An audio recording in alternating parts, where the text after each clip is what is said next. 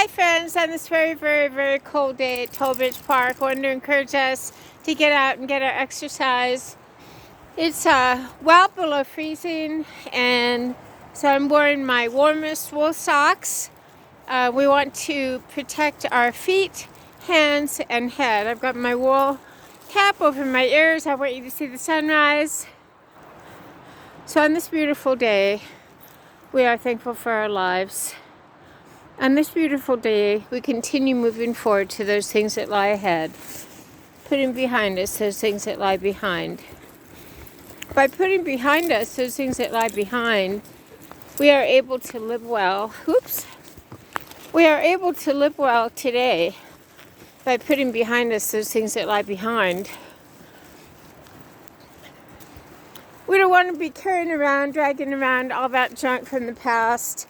The emotional burdens of shame, regret, guilt, and remorse. We don't want to carry around all that junk. When we do that, we realize it because we are unable to have a clear filter for people that we meet, opportunities, and we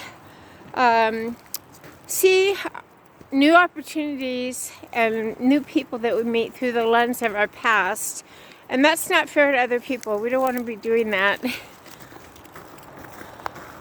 Jesus says, "Come to me, all that you that labor under heavy laden, and I will refresh you."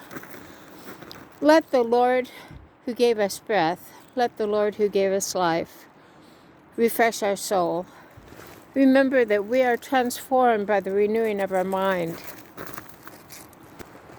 We are transformed by the renewing of our mind. We are transformed from the inside out. Many of us focus only on the outside. Many of us focus only on what we look like. Our level of fitness, many personal trainers, fitness programs only focus on what we look like on the outside. But it is who we are on the inside that matters most.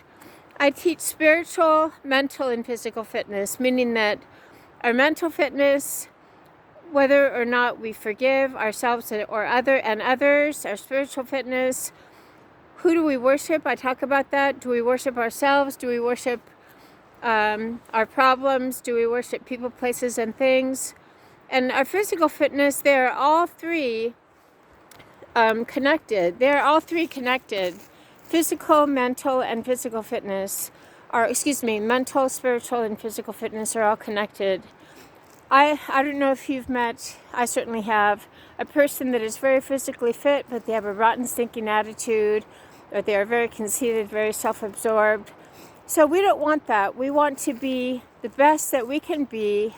We all have our unique purpose, our unique personalities, so let's not fall into the comparison game. Let's live our best life using our gifts and abilities to be the best us that we can. And we know the answers to the 3W questions. Why are we here? Where do we go after our physical body dies? And what is the purpose of our life? We are here to glorify God. What is God? God is love. How do we love?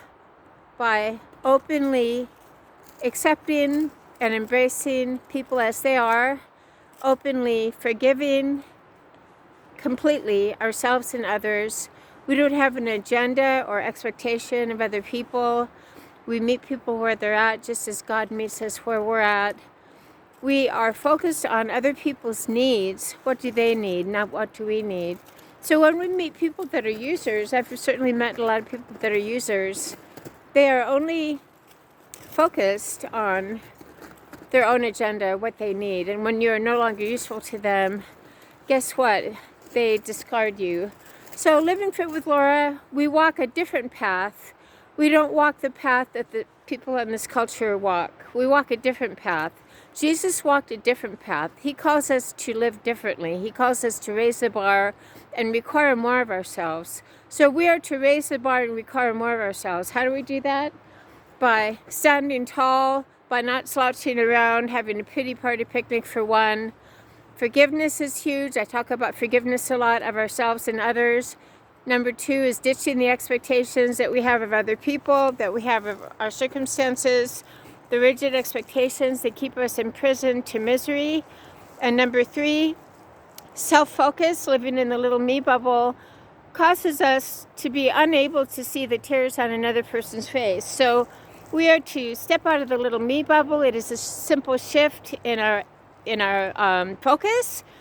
Number 2, we are to be grateful and humble for our lives. And number 3, we are not to compare, criticize, curse, or condemn in thought, word, and deed. When I talk about that, condemning, if we use the F-bomb a lot, and if we use expletives a lot, we're essentially cursing our lives. So I'd like to encourage my friends to be aware of the vocabulary that we use, even if we don't say it with our mouths. Be aware of what we're thinking. If we are complaining, if we are cursing our lives, if we are using expletives, we are essentially condemning our own lives, and we don't want to do that. So on this beautiful day, it's very, very cold. I'm going to show you the workout now. On this beautiful day, we are to get a warm-up. I had my warm-up. It's very cold. I'm wearing my waterproof shoes and my Icelandic wool socks. I warmed up 3 times around this beautiful field, and